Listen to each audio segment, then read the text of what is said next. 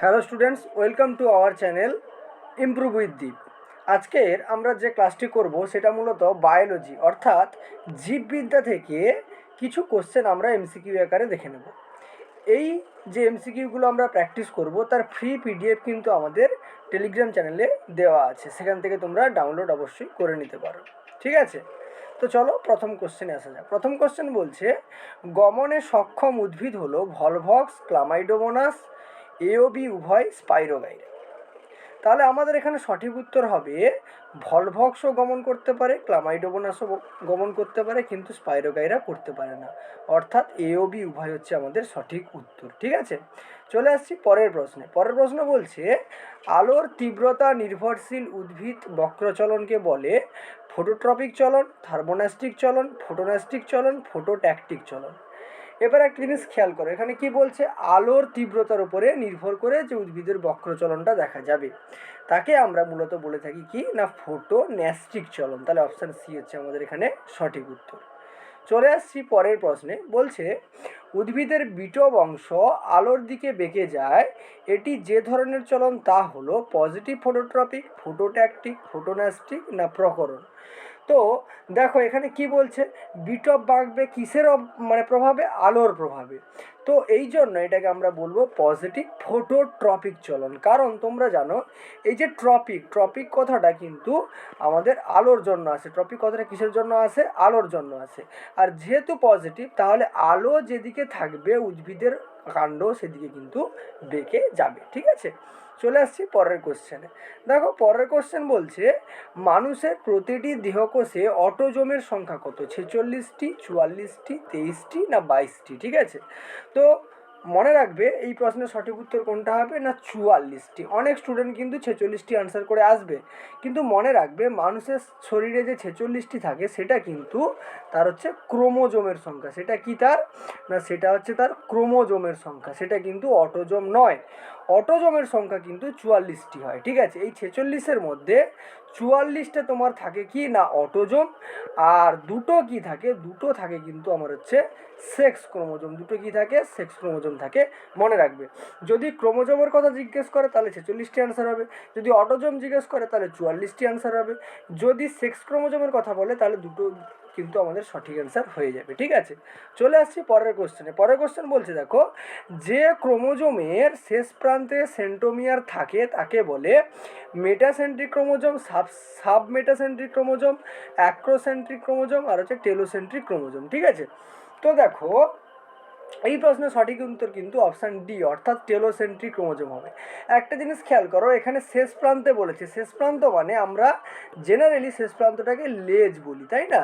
আর টেলো কথাটা কিন্তু ওই লেজ থেকে এসছে, তাহলে সঠিক উত্তর আমার হয়ে যাবে কিন্তু টেলোসেন্ট্রিক ক্রোমোজোম। ঠিক আছে, চলে আসছি আমরা পরের কোশ্চেনে। পরের কোশ্চেন বলছে, দেখো, আলোর তীব্রতা নির্ভরশীল উদ্ভিদ বক্রচলনকে বলে ফোটোট্রপিক চলন, থার্মোনাস্টিক চলন, ফোটোনাস্টিক চলন না ফোটোট্যাকটিক চলন। ঠিক আছে, যেহেতু এখানে আলোর তীব্রতা নির্ভরশীল হচ্ছে উদ্ভিদের বক্রচলন বলছে, সেহেতু কিন্তু আমাদের উত্তরটা এখানে হয়ে যাবে ফোটোন্যাস্টিক চলন। অপশান সি হচ্ছে আমাদের সঠিক উত্তর। ঠিক আছে, চলে আসছি পরের কোশ্চেনে। বলছে, মটর গাছের নিম্নলিখিত বৈশিষ্ট্যগুলোর মধ্যে প্রচ্ছন্ন বৈশিষ্ট্যটি হলো কুঞ্চিত বীজ, হলুদ রঙের বীজ, বেগুনি রঙের বীজ না কাক্ষিক পুষ্প। ঠিক আছে, তাহলে এটার সঠিক উত্তর করার চেষ্টা করো তোমরা।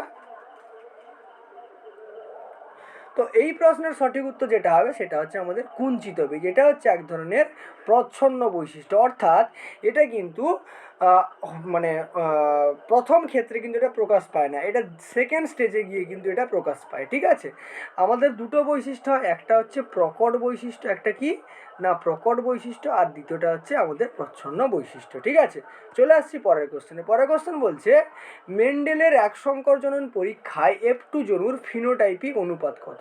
খেয়াল করবে, তোমাকে এখানে ফিনোটাইপ জিজ্ঞেস করছে, আর কোথায় না F2 জনুর হচ্ছে ফিনোটাইপিক অনুপাত জানতে চাইছি। তো কি বলছে, 2:1, 3:1, 1:1, 4:1। আমাদের সঠিক উত্তর হয়ে যাবে এখানে 3:1 হচ্ছে আমাদের তোমার ফিনোটাইপিক অনুপাত। ঠিক আছে, আচ্ছা, তারপরে চলে আসছি পরের কোশ্চেনে। পরের কোশ্চেন বলছে, দেখো, capital Y small Y, capital R small R, এর জিনোটাইপ প্রযুক্ত মটর গাছ থেকে কত ধরনের গ্যামেট উৎপন্ন হবে? 2টো, 4টে, 5টা, 6টা। দেখো আমার কাছে কি রয়েছে না ওয়াই, ওয়াই আর হচ্ছে ক্যাপিটাল আর স্মল আর। এখান থেকে কোন কোন গ্যামেট উৎপন্ন হয়? দেখো এখান থেকে মূলত 4টে গ্যামেট তৈরি হবে। একটা হচ্ছে ক্যাপিটাল ওয়াই ক্যাপিটাল আর, একটা ক্যাপিটাল ওয়াই স্মল আর, একটা স্মল ওয়াই ক্যাপিটাল আর, একটা স্মল ওয়াই আর হচ্ছে স্মল আর।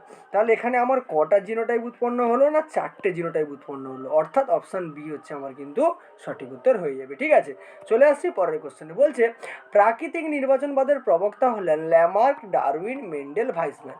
তাহলে প্রাকৃতিক নির্বাচনবাদ ন্যাচুরাল সিলেকশন থিওরি, ঠিক আছে, কে বলেছিল বলো তো? হ্যাঁ, অপশান বি কিন্তু আমাদের সঠিক উত্তর, অর্থাৎ ডারউইন বলেছিল। ঠিক আছে, চলে আসছি পরের কোশ্চেনে। বলছে অস্তিত্বের জন্য সংগ্রাম কথাটি কে প্রথম ব্যবহার করেছিলেন? ডারউইন, ল্যামার্ক, মেন্ডেল নাকি ভাইসম্যান? তাহলে অস্তিত্বের জন্য সংগ্রাম, টিকে থাকার লড়াই, যেটা পরিবেশের মধ্যে, ঠিক আছে, নিজের অস্তিত্ব টিকে নিজেদের প্রজাতিকে বাঁচিয়ে থাকার জন্য যে সংগ্রামটা হয়ে থাকে সেটাকে হচ্ছে অস্তিত্বের জন্য সংগ্রাম কিন্তু বলা হয়।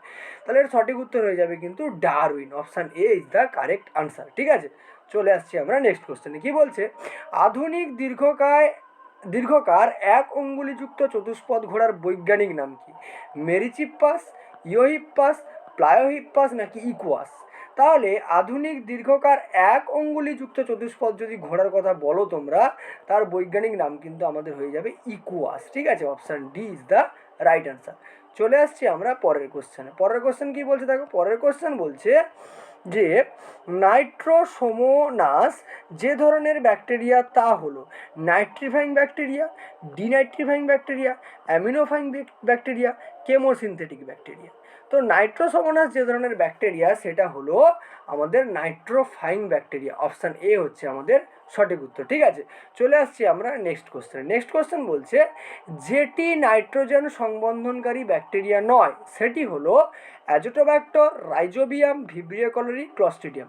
এবার দেখো নাইট্রোজেন সংবন্ধনকারী ব্যাকটেরিয়া কাকে বলে সেটা বোঝার চেষ্টা করো। দেখো আমাদের পরিবেশের মধ্যে আমরা জানি নাইট্রোজেন কিন্তু N2 রয়েছে, ঠিক আছে, সেই নাইট্রোজেন পরিবেশের মধ্যে রয়েছে, সেই নাইট্রোজেনটা কিন্তু সরাসরি আমাদের প্ল্যান্ট বা উদ্ভিদ কিন্তু সেটাকে কাজে লাগাতে পারে না। ঠিক আছে, সেটাকে কাজে লাগানোর জন্য এই নাইট্রোজেনটাকে মাটির মধ্যে বা সয়েলের মধ্যে কিন্তু সেটাকে মেশাতে হবে।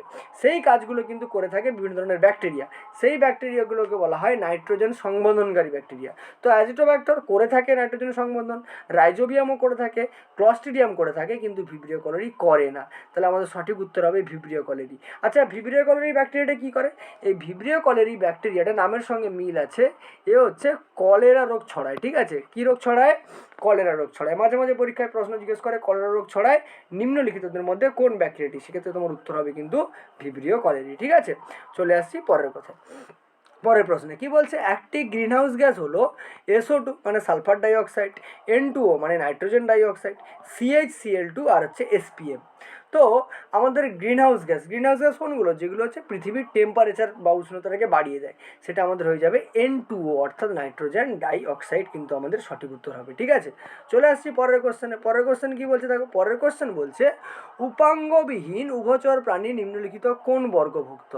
ইউরোডেলা, জিমনোফিওনা, অ্যানুরা, কোনোটি নয়। তো আমাদের যে উপাঙ্গবিহীন যে উভচর প্রাণী সেটা কিন্তু আমাদের জিমনোফিওনা এই বর্গের অন্তর্ভুক্ত প্রাণী। ঠিক আছে, তাহলে অপশান সি হচ্ছে এখানে সঠিক উত্তর। ঠিক আছে, একটু বিসিটা উল্টো পাল্টা হয়ে গেছে, একটু দেখে নেবে। ঠিক আছে, দেখো পরের কোশ্চেনে চলে আসছি। কি বলছে গুপ্তবীজী উদ্ভিদে কি উৎপাদনের জন্য 3বার সংযুক্তি ঘটে? ভ্রূণ, শস্য, সাসপেন্সার নাকি পেরিকার্প?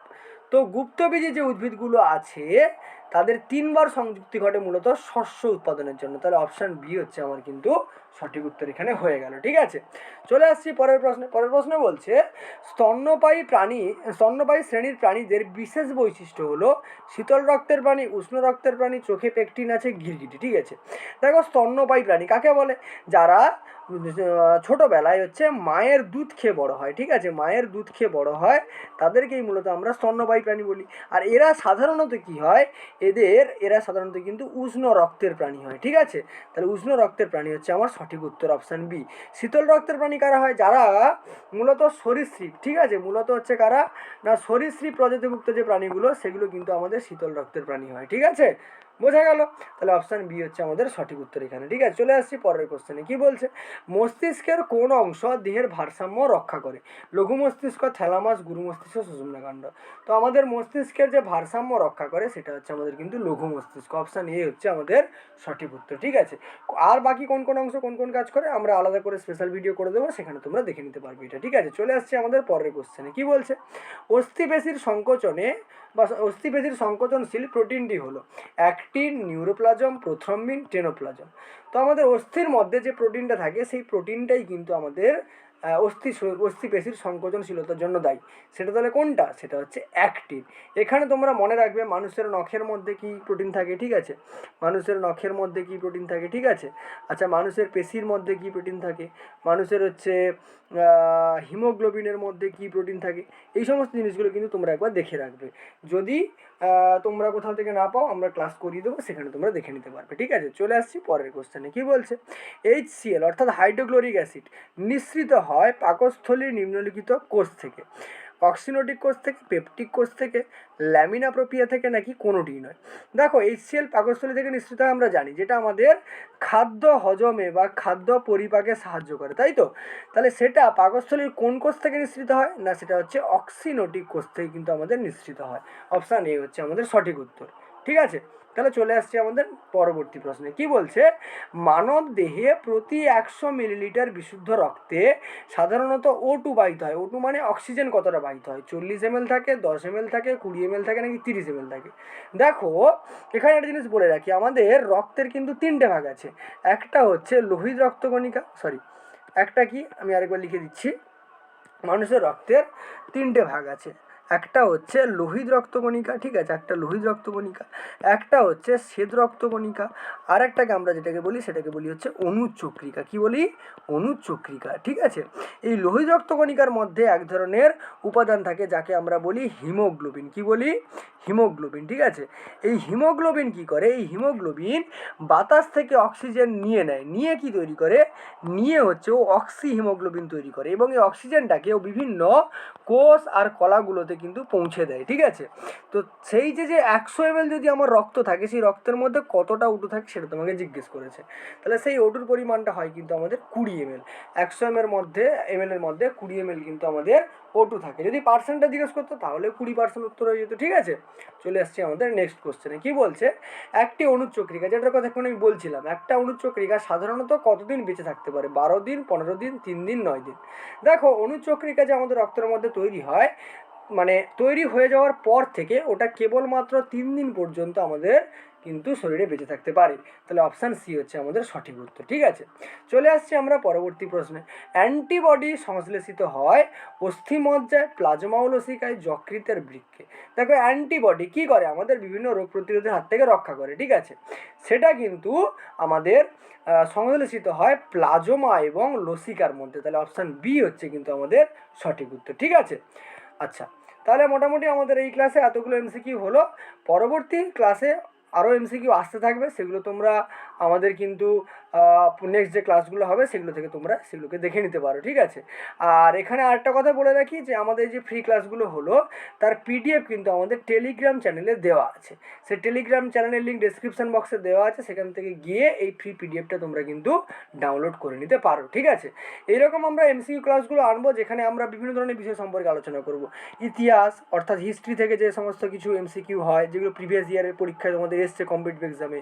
আচ্ছা, জিওগ্রাফি থেকে যে সমস্ত কোশ্চেনগুলো এসছে, সঙ্গে তোমার হচ্ছে পলিটি থেকে যে কোশ্চেনগুলো এসছে। ঠিক আছে, এছাড়াও যে মিসেলেনিয়াস যে পার্টগুলো আছে, সেগুলো থেকে কিন্তু আমরা এমসিকিউ টাইপ এরকম ধরনের প্র্যাকটিস সেট, ঠিক আছে, প্র্যাকটিস সেট কিন্তু আমরা নিয়ে আসবো। ঠিক আছে, তো ভিডিওটা ভালো লাগলে আর এরকম যদি আরও ভিডিও পেতে চাও তাহলে চ্যানেলটা অবশ্যই তোমরা কিন্তু একটা সাবস্ক্রাইব করে দিও। ঠিক আছে, অবশ্যই একটা সাবস্ক্রাইব করো, আর ভিডিওটাকে লাইক করো এবং বন্ধুদের সাথে কিন্তু তোমরা শেয়ার করো। ঠিক আছে, চলো দেখা হবে পরে অন্য কোনো ভিডিওতে।